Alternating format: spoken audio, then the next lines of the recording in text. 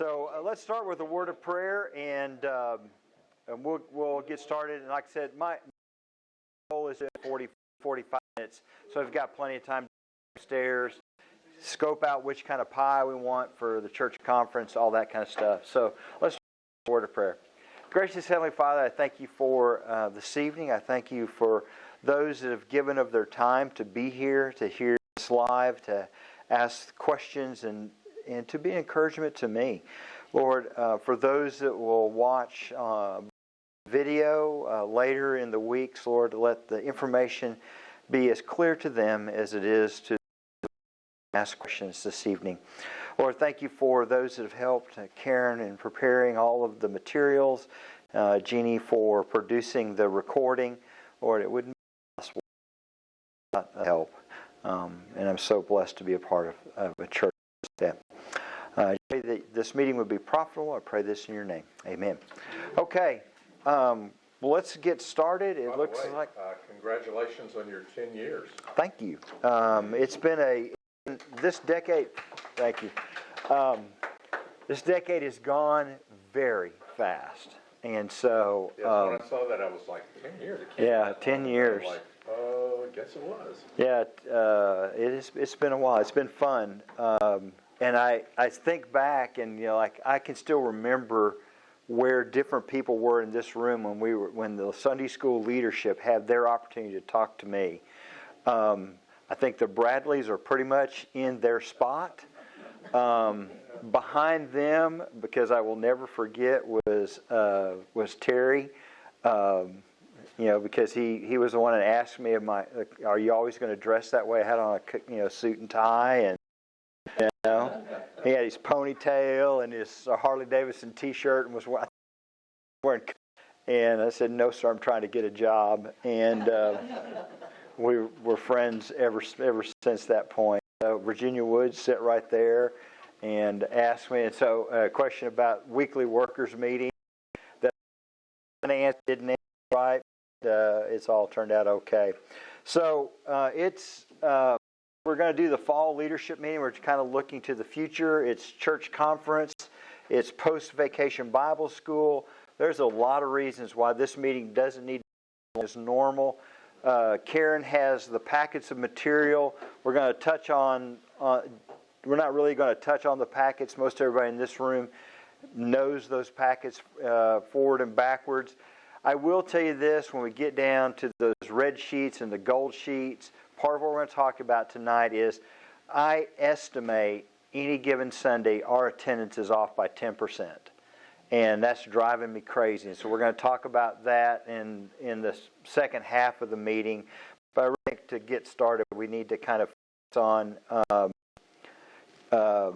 kind of where we're going. So really 3 agenda items tonight. We're going to do experiencing God. We're going to roll records, and we're going to question and answer. And that's pretty much the meeting for this. So the goal is less than 50 minutes, and don't have to pick up your packet. And go. So let's talk about experiencing God. Basic questions. We're going to look at the website because most of the basic questions I tried to answer on the website. We're going to pop off of the website. We're going to talk about how or can you adapt experiencing God to your Sunday school group, because that's been a big question. So let me, right up front, before we go into any of the other information, let me kind of unpack what gets us to where we are today with experiencing God. When Dustin said we wanted to do this as a church-wide, he got a lot of questions about how, because many of us had done experiencing God or had done experiencing God multiple times, and I don't know if he was ready for that question, but somehow in a sermon, because I went back and looked for it, he mentioned we'll do it in Sunday school. So now we kind of jumped on that. We'll do experiencing God in Sunday school, and then we kind of forgot that it was 2 hours long. And so when I sat down and said, okay, here's what it will take to do experiencing God in Sunday school, Bo went, what? Tracy went, what? He stopped me in the hallway and said something to the effect about questioning my sanity and beating me.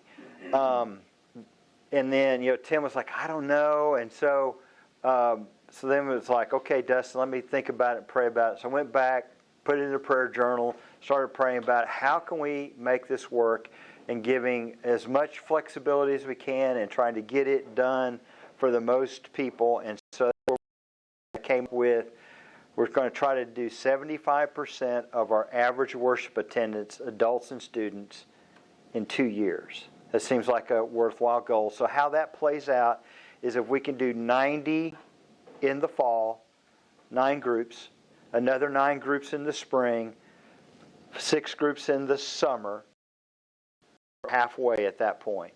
And then we'll go to 6 groups in the fall of 2024, and then we just kind of keep stepping down. Hasn't been promoted is when we finish in 2 years, then probably every year there will be an Experiencing God class that will just kind of keep going.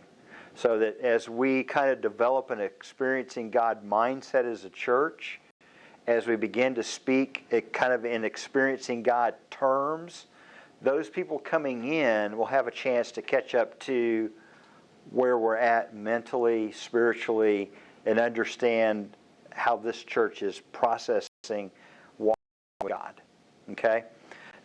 That's kind of like background precursor information that I hope helps. And so let's just kind of look at some of the basic questions from Experiencing God. And did I go backwards? I think I went backwards. There's a glare and I can't see my buttons. There we go. Let's try this button. Yep. Roll records. Keep going. I've already talked about all that. We'll let the slides catch up to me here. Next slide should be number 2, Experiencing God. There we go. So this is the church website right now, and so you may have gone. How many of you went and read kind of through this? Everybody? Anybody? And so down here in the basic question section, I'm not going to go back and read all of these to you. Whoa.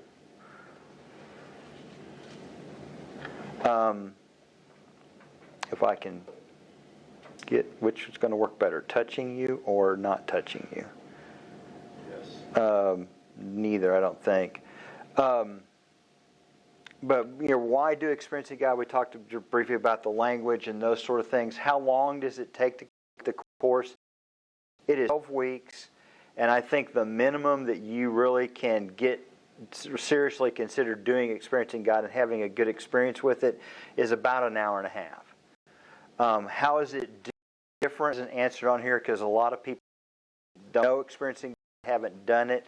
So back when it started, you paid $12 for a workbook, and then somebody bought about a $200 VHS kit, okay, that was to 20 people. And so basically it cost about $22 to do Experiencing God way back when it started. And so now what they've done is you don't have to get a video kit to lead it. They've packaged a code, a unique code with each student book. So when you get the student book, the back flyleaf has I think it's an 8-digit random number. You go to a website, Lifeway/redeem number, and I guess you'll be able to watch those videos as long as you maintain your account. There's no it expires or anything like that. So once you get the book, you can do it over. It's like you could take it, you could lead it, you could take it again, you could lead it again. And so the format is a little bit different as far as how it's put together. So that's one of the things. Now what we've done is you heard initially that we're charged $12 for the book. I've gone back, looked at my budget, looked at what I've spent, what I haven't spent for, those kinds of things. And what I've talked with the pastor doing is I'm going to lower the price to $10 dollars, which I'll be fine through the budget year this year, and then I'll just budget more money in the next budget cycle to maintain that $10 per seat of experiencing God. So basically, God is, when I took it, the church bought the kit, and I paid for the book. So basically, we've gone back to that kind of model just to make it more palatable.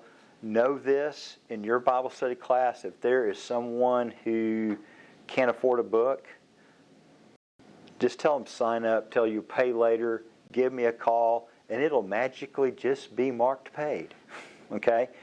Magically. And so you just tell them you've got a friend that'll take care of it. You can ask Karen or myself, and it'll books. Okay? So, speaking of books and sign up, this is probably going to be, I think, the thing that will probably drive Karen and I crazy, probably more Karen than me. We have set up a model to where to get a book, you have to sign up, okay, online. And so if you're looking for where that's at, you can't get to it right now. It's still locked away. I have to make a little quick changes after this meeting. I need to talk to a couple people. Excuse me. So what will happen is, depending on the class, it'll have a set number of books. So like if you sign up for the Larry Stair Tuesday night digital class. So we're going to have one class that runs electronically each go around. It won't always be me teaching, but one class will be digital. The digital class is limited to 9 people. We've said that, and here's why. So the whys are always important to me. The why is everybody that takes a digital class has to stay on the screen. Okay, so the 9 people will all meet each other on the screen just like they were sitting in a room. And there won't be somebody just off to the side. We have to bounce to the next screen or something like that. So we're going to limit it to kind of the best Zoom format or the best Teams. Our church is kind of making the transition to Teams. And both of those, the best screen layout is 9. Okay? So that's why the digital class will always be 9 people. The other classes are limited to 12. So if you just use for like Dustin's Sunday night class and you're number 13, you won't make it in. It just won't take your money. Okay? We're also using the church website to facilitate the payment, because I don't necessarily exchanging tons and tons of money on a Sunday morning and intermixing it with offering and trying to straighten all that out. It's just going to be easier to go pay online if you can. Most of our people are used to that model now, and it works okay, but you will have to sign up individually. So like Chris and Kathy Bobo, if they were to take my class, Kathy will have to go sign up and get a book. Chris will have to go sign up and get a book. It just makes the system work better, because you'll see a drop down for all of the 8 or 9 classes that are going to run. And so you'll be able to go down and go, yeah, that's the class I want, and drop into it, and it counts those classes. Now, if your Sunday school class does it as a group, it won't have a 12 limit. Okay, because you're doing it, we'll have to have a different discussion based upon the size of your class, because Susan Oglesby's class, if they choose to do it together, that's awesome. They're not going to get over the 12. Chris Bobo's class, on the other hand, they would be automatically too many. Richard Evers' class, I talked with them this morning. There's 22 is your average, something like that. That's too many, because here's what we know about experiencing God. If you haven't done it, experiencing God is homework driven, okay? And it takes me about 20 minutes to do a homework session. Now, this also, somebody go, wow, that's pretty fast, Larry. It's my 4th time through it. So some of the questions, the answers just kind of, oh yeah, this is a good answer. or I know where to get the verse, and so I'm just ahead. It's just gotten easier with repetition. So 20 minutes to 30 minutes of homework is probably right. Per day, 5 days. And then 18 minutes to watch the videos on average. Okay? Just, you're committing to, Once a week. Yeah, the videos once a week. And you may watch that as a group together, or your group says, watch it before you get there. Our staff, we watch it before we get there because we're doing it as part of staff meeting. But Bob, I don't think we've gotten through discussion in 40 minutes yet, have we? And there's only 5 of us.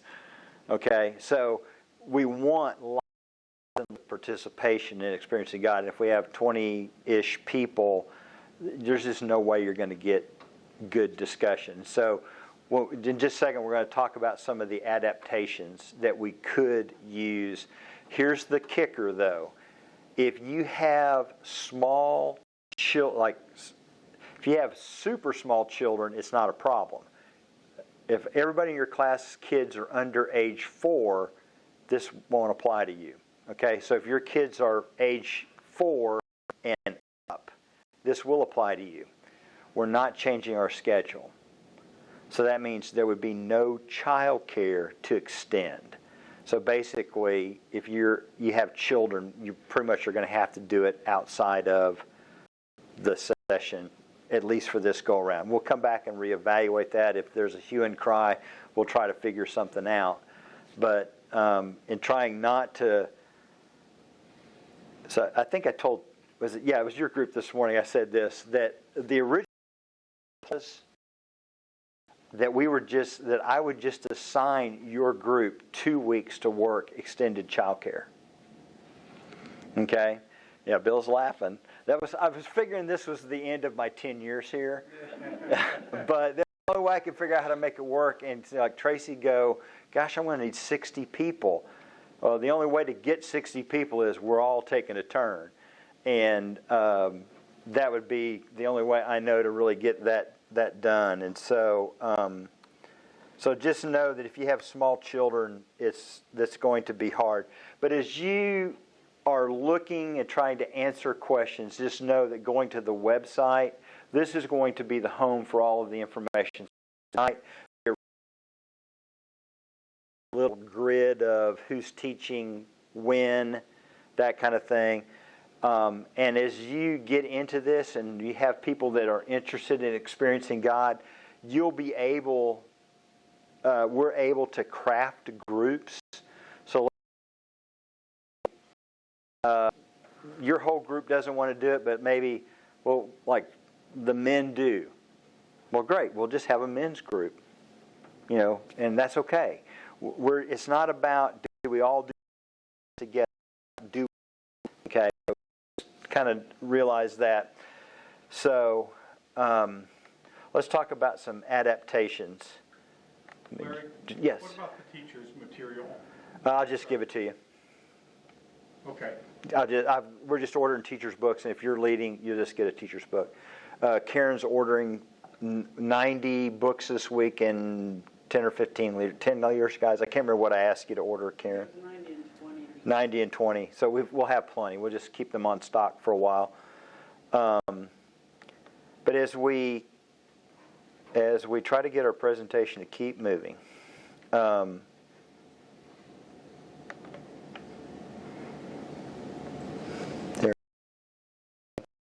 here are basically adaptations that I think can be easily made. This one, probably my least favorite, is the 24-week approach. You can do it 1 hour, 20 weeks. The problem is, to me, in having worked with groups that tried to do this, it's hard for it to have any flow. So just know it's going to always have a herky-jerky feel to it, because you'll discuss 1 week, the video and stuff the next week, and then you'll come back, and it just is herky-jerky to me. And so it's my least favorite, but if you want to do it, I'll work with you and try to get it done. But especially as we get younger in our church, the we said said 12 weeks. There were some people in this room, their eyeballs went back this way because 12 weeks is like an eternity. That's a whole college semester. Do you realize how long it is till Christmas? I can't get there. And so this is my least favorite. Extending the time depending on worship. And so this, I think, is the easiest, where you say most of our Sunday school class goes to the 8:30 worship. We have Bible study, and then we can do Experiencing God.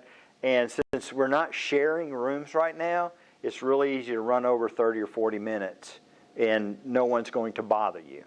So that's an easy adaptation we've been talking about. And you do that for the 12 weeks, and an hour and a half, hour and 40 minutes, you're probably going to be in good shape. I call this one the 50-50 approach. Okay, so this will take a little bit explaining. So let's say you're in a large class, or only half the class wants to do it. We'll just use half for its easy math, and I don't have to take a shoe off. And so half the class says, hey, we wanted to do Experiencing God. Says, nah, we just want to keep on the regular literature. We like that, and I really don't want to, stay that extra 30 or 40 minutes. Well, go ahead and let your group be two groups. Have a joint opening and prayer time, because that's experience part of school. It's easy to kind of overlap, and then work with me, and I will try to get you a room nearby to where your Experiencing God group can go ahead and do Experiencing and finish, and the folks doing Sunday school can stay and finish. Now, you'll have to work with your apprentice teacher or sub-teacher to go, you got this 12 weeks and I'm going to be over here, but that approach will work fairly easily now because we've got surplus rooms. But I may have to do some chicklet shifting to get that to work. But I think I can get, I don't know that we're going to have an overwhelming number of classes that want to use that model, but if I do, I think I can make that work space-wise. Okay? Is that clear as mud, how that one works? Okay. As long as it's clear as mud, we can plant corn on it and keep going. And then extra meetings for just if you have a small group of members that are interested, like that, the men in your class want to get together and do it, or a group of ladies want to do it out of your class, great. If you've got 6 to 12 folks that'll commit to it, you can do it in a coffee shop, you can do it at someone's house. The only thing we're asking, and this is just to try to ensure groups actually meet, is meet here at the church twice. That helps us kind of idea, make sure you're resourced, kind of make sure everybody's serious about it. The big dropout for most people in Experiencing God, whether they're going to continue or not, is at about between week 2 and 3. Because that's where it starts kind of getting personal. Week 3, the question is getting a little under your skin if you're not careful. Okay? So that's kind of the dropout point. So we want to kind of make sure the groups kind of get set and feeling good about things, and then you can go out. Now, we have made 1 or 2 other kind of hard and fast rules. We're trying to stick to the 12. The other thing is, if you do go into a home, we do not want children present. And I'm going to try to explain why as tactfully as I can. The number one threat vector for child molestation through the church setting is in home groups. That's now, it can happen lots of other ways. Don't let me say, we're safe because we don't have home groups. Don't hear that at all. But in a group where we're going to have, and this covers a lot of things. It's not just like adult to child. It could be older child to younger child. There's lots of in this, okay? But the average, I read not too long ago, the average of a church sexual abuse lawsuit was $11 million.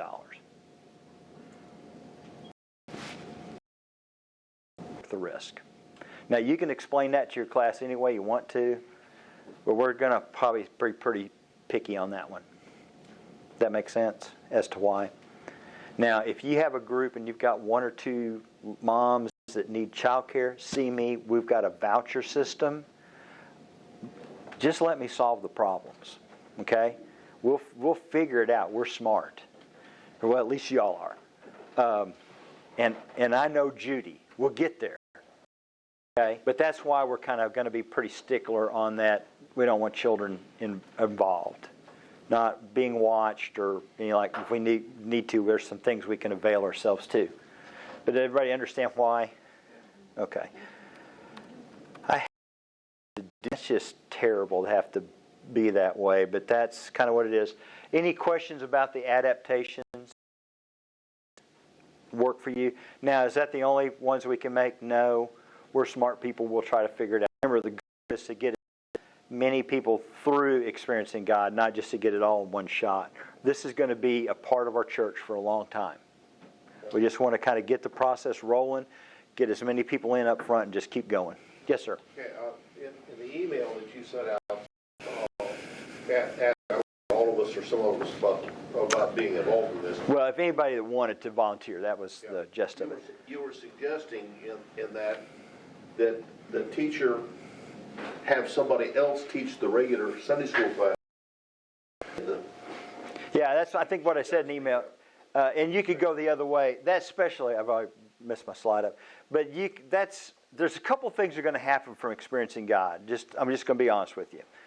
One is we need more people to lead it.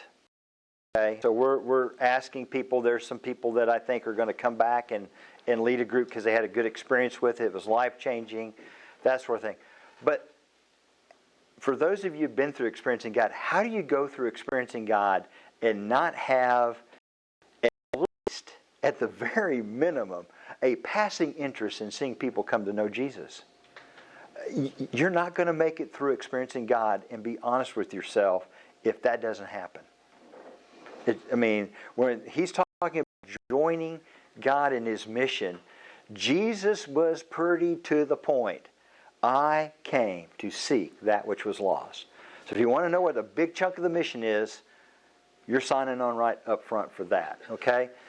So as we reach people, and I joked with a couple of Sunday school classes this morning. Right now, I think we'll be at 500 in worship attendance maybe in 2 years. That'd be great. I think that's not really even high. That's kind of where we're at right now. That's 375 people. Maybe we'll get to 1,000 in worship in 2 years. Well, gosh, make me work. I'm just loafing. Make me work. Let's find leaders. But as we go through experiencing God and people are getting called to the mission, some of them are going to be called to teach. Some of them are going to be called to lead groups. Some of our groups that are welded together over fellowship are going to go, maybe that's not the best line. Maybe we should be welded together over the mission of Christ. And as some of these groups, I think, if they go out and part different weeks, that might be a new Sunday school group or a new biblical community. Very strong method we've been using to start classes. And that's done very well here. I'm excited. I go home at night and sleep a bit, about what God could do with this.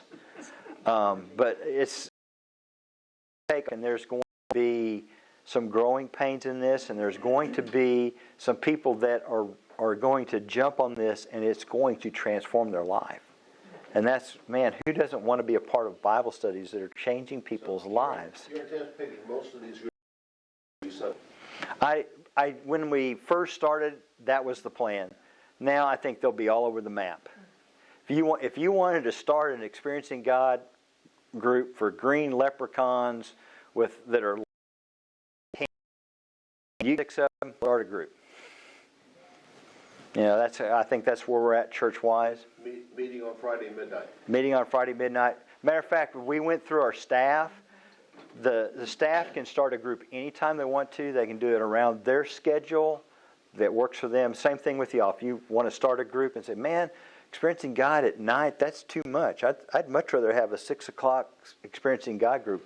Let's talk. I got keys.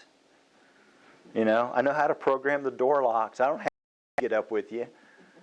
Yeah, I probably won't, but, you know, I can let you in. And like I said, we've tried to give ourselves, since we couldn't do it all together, I've tried to build a system that allows us as much flexibility as humanly possible. Any books in Spanish?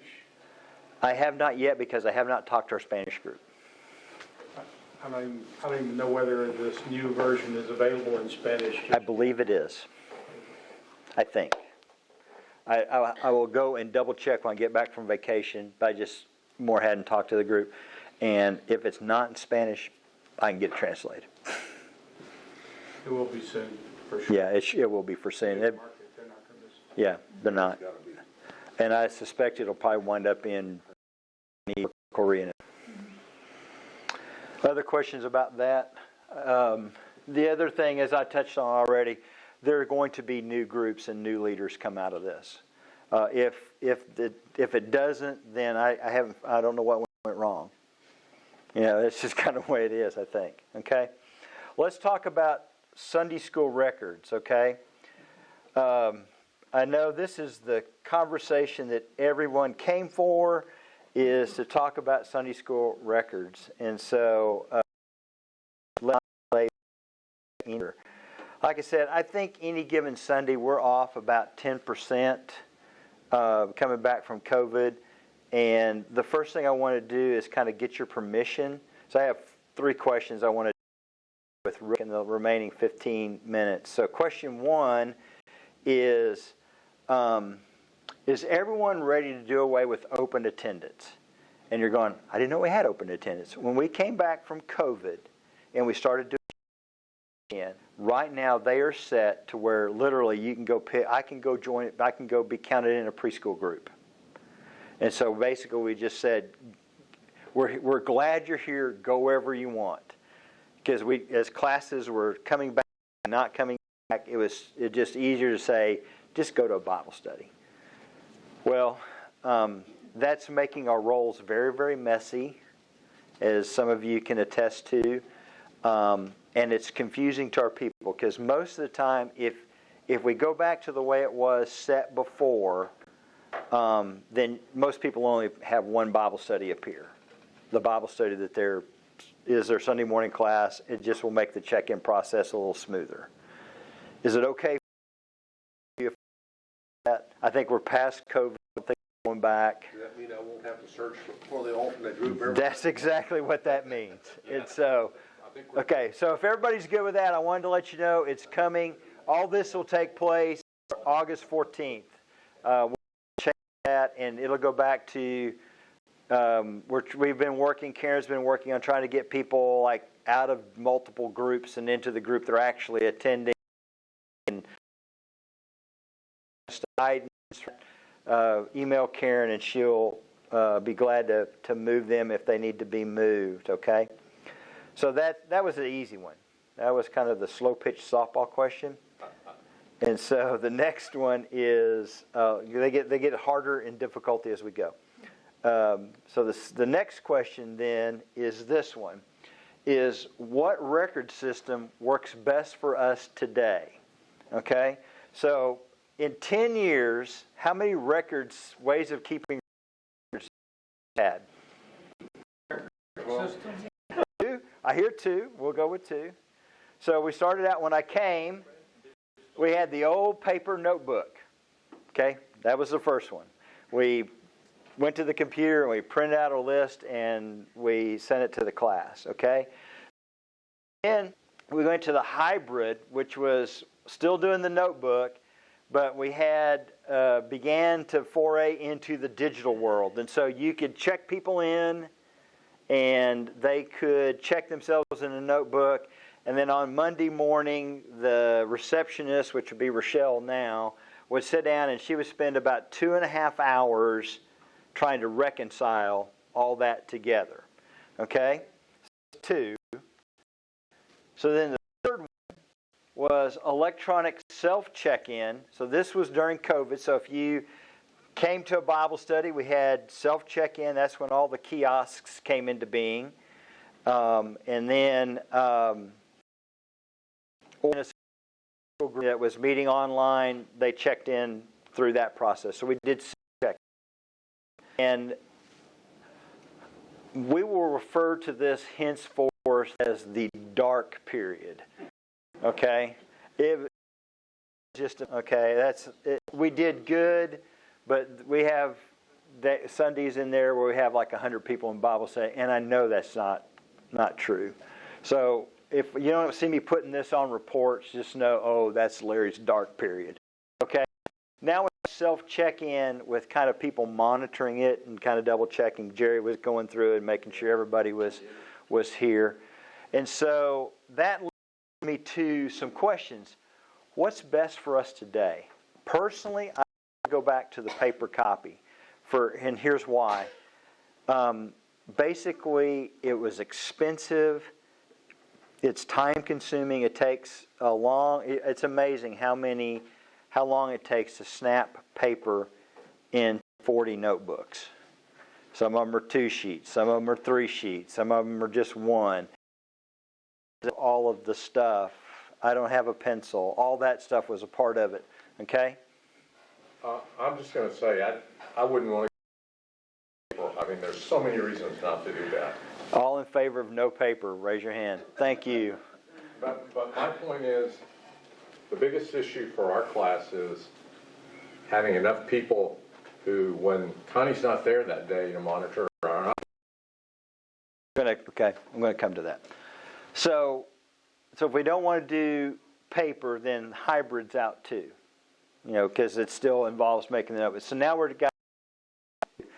So we either in these two we either have a lot of people designated to manage check-in, which I'm okay with that. We have multiple people now for most classes anyway, or we have to think where kiosks are and how. Okay. And then the third question is still yet harder. So the kind of goes into a couple phases. We can, if we know, we can appoint anyone as a leader, do attendance, do email. You could set up the prayer list and run it through the text message system. All that's part of what we grant leadership rights to. So how it works now, when we first started, Toby, leader rights to a class, like here's what can be done by the leader, then we had to put people in group. The new way that Shelby has moved to is I can make a group that's adult leader, the categories and stuff, and then in the class, and I can show you if you want to see it, I have a put the leader. So if you're the teacher, you're the leader. If you've got a record keeper, they're a leader, and they just get rights. And that's worked really well. But do we need more check-ins across the way? Do we need to put one on the second floor? I mean, we just arbitrarily put them because of COVID. We were only using one door. So that's why they're kind of here and they're kind of there. We've got one more we can put for bin. It just needs a screen. But do we need to kind of begin to move them around the building a little bit differently, a little bit more strategic? I like that idea because I know quite a few ladies in my class, they never check in because they don't want to stand in line and wait. Okay. So is there some issue with using the app? No. Just check in with the app. Yeah, if you use the app, it's really easy. You can check in. But not everybody wants to use the app. Yeah, and that's the thing. The more people that use the app, the less need we have for a kiosk. Right. The other issue in regard to perhaps even paper is when someone new, a visitor, or to get their information, it's hard to get whisper to them to get their information and punch it into your app or to the computer. So I know this is a problem because I'm having a problem getting information. We've got Karen and Nicole over here.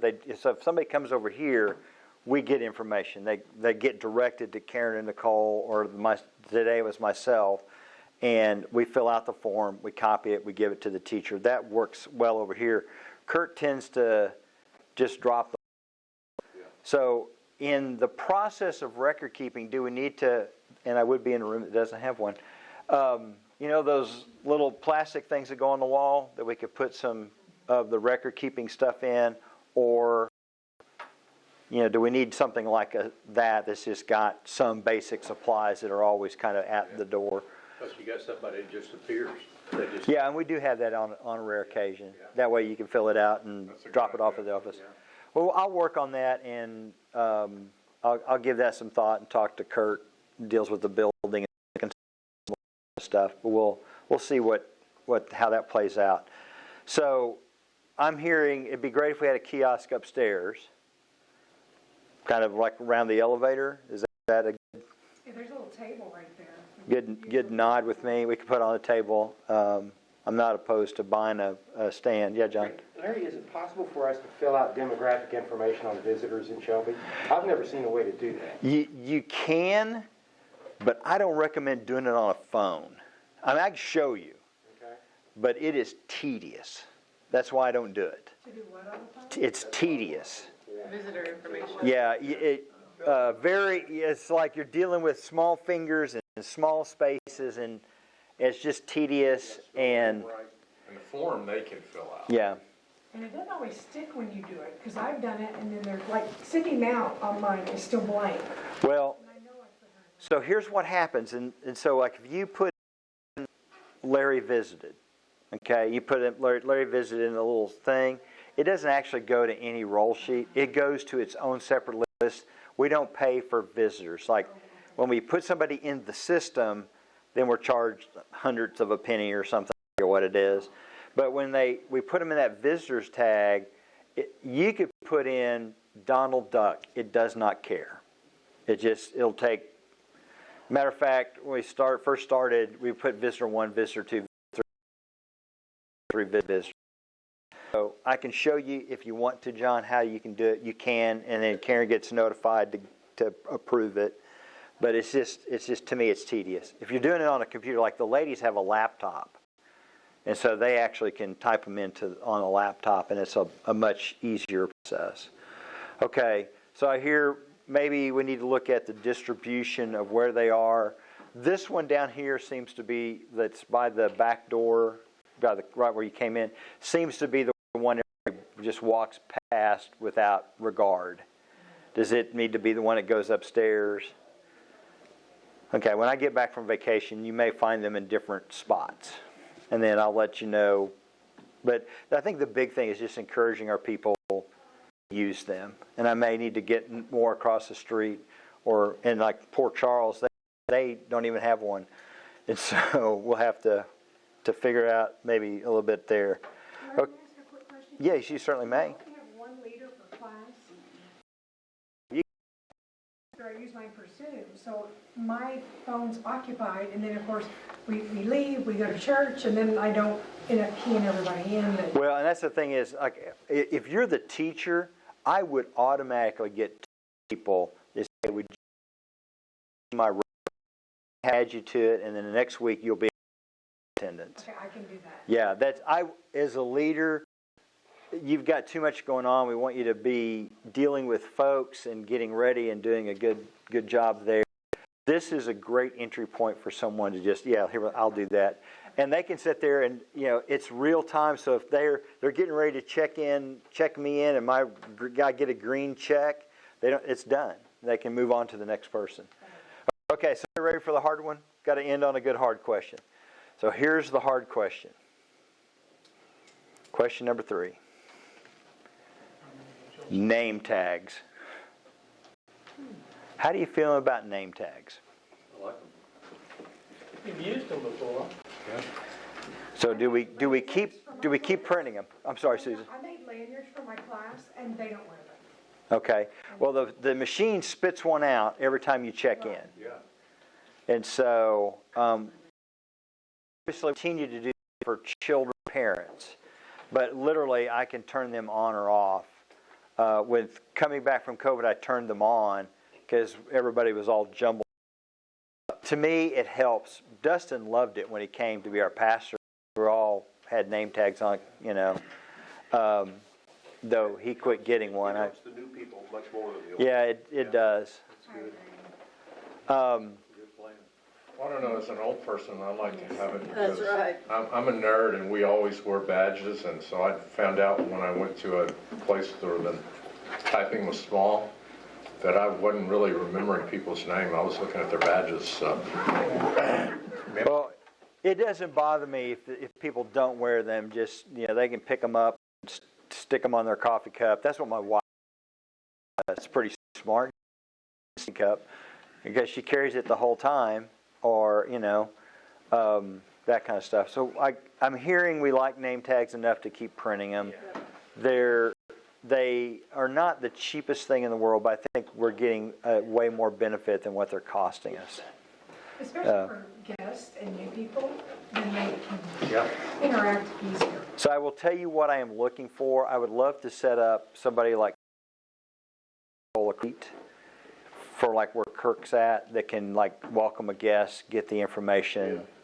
So if you know somebody you think would be really, really good at that, or multiple people, please let me know. We'll talk to him, begin to train him. We've got Robert Fouché has come back, and he's kind of escorting people around this building. That building's a little easier. It's not near as big, but we're beginning to we're seeing guests coming back, so we're trying to flesh that back out, which this is my final parting statement before I do question and answer.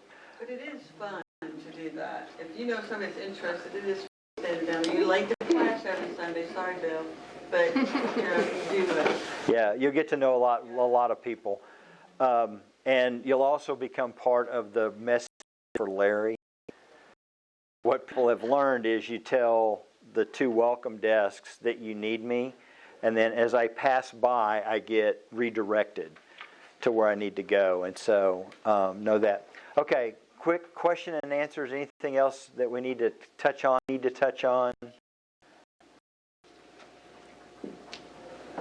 Man, I just did an awesome job. Got it, yes. Yeah, Janet. I don't know if this relates, but I've had trouble with Shelby Next. I like current addresses to send people cards, and Shelby Next does not seem to be updated on addresses. Okay, so we only know so this is the quick version of the answer is, 1, we quit mailing things. So back in the old days, we made a newsletter, and every 4th time we would uncover the address correction requested, and we would the post office would tell us where you moved, and we put it in the system. Well, we don't mail anything anymore, so we don't get that, and we don't pay for it.